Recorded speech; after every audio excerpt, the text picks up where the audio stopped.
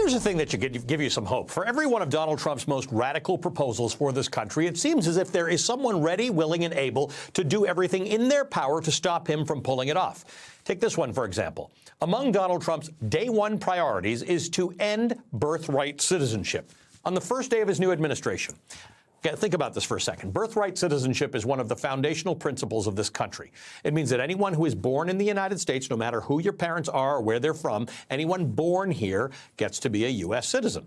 And Donald Trump wants to end that practice. And here's the man who's vowed to stop him.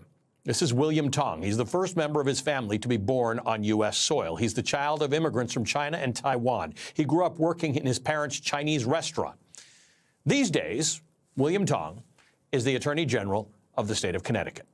And so the issue of birthright citizenship is not only personal for him, but he's actually in a real position of power to do something about it. He told NBC News, quote, "In one generation, I have gone from my family's Chinese restaurant kitchen to being the Attorney General of the state of Connecticut. That only happens one place in this world, and that is in America," end quote. Tong says if Donald Trump moves to end the very practice that made him an American citizen, quote, "I would be the first to sue," end quote. Joining me now is William Tong, the Attorney General of Connecticut. Attorney General Tong, good to see you. Thank you for being with us. Allie, great to see you. Talk to me about, can Donald Trump even end it?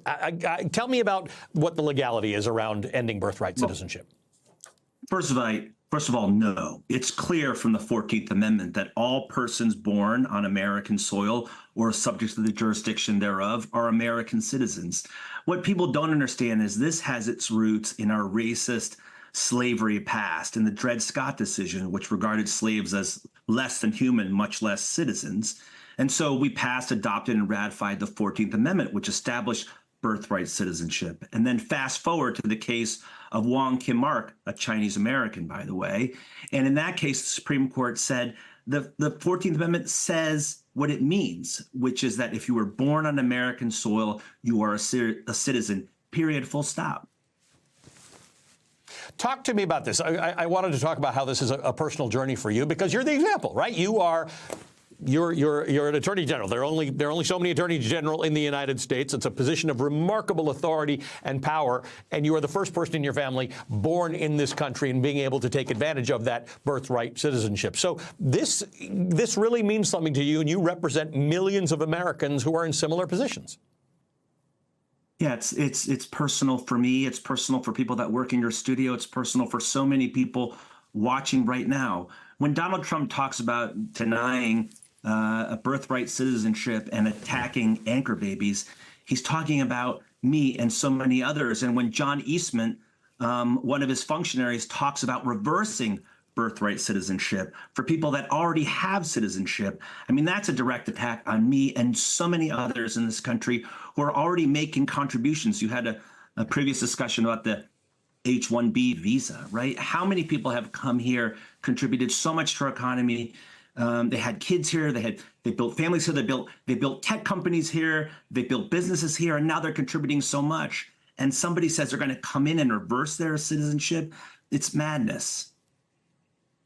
Talk to me about what a legal challenge looks like, because I guess we don't know what the thing Donald Trump will do on his first day. I assume it's some kind of an executive order if he does it. What does it look like, and what does the response look like, or is it too early to know that? Well, it's not clear how they're going to try to pull this off and how they're going to hit us, except to say that Wong Kim Ark and the 14th Amendment is so absolutely clear. And the attack on people in Connecticut, not just me, but people that work, for example, at Sikorsky, at Electric Boat, which were founded by immigrant entrepreneurs, right? People that come into Connecticut and work and contribute in so many different sectors in our economy, not just tech, not just defense contracting, not just manufacturing, but what about those agricultural workers we talked about in the last segment, people that work in hospitality and service? America runs on two things: Dunkin' and immigrant workers. And if you want to blow up America's economy tomorrow, right, you deport 15, 20 million people and deny birthright citizenship to people born here on American soil. One of the things you and I last talked about a few weeks ago is the fact that you, and I'm assuming others like you, other attorneys general, are ready to fight these things. You are saying you will not lay down and roll over while the federal government tries to do things that are illegal and antithetical to who we are as Americans. Have you talked to your colleagues in other states? We're in constant communication, and we're ready for this fight. But again, we're ready because it's personal. It's not some group of immigrants that we can compartmentalize, some other group of people that aren't part of our lives, that aren't part of the fabric of our businesses, our workplaces, our schools, our universities, our public and private institutions. Immigrants are everywhere, right? Interwoven into every facet of American life. And it's not so simple to just say, oh, these immigrants, we don't like those immigrants, those undocumented immigrants, so we're gonna cut them out. 70% of undocumented households, meaning households that have an undocumented person, 70% of those are a mixed status family, right? So you've got citizens, non-citizens, people have temporary status, TPS, H-1B, and it's so this is utterly unworkable and will do great damage, not just to our society and American families and our states, but to our economy. William Tong, good to see you as always. Thank you for being with us. We'll, of course, continue this conversation. William Tong is Connecticut's Attorney General.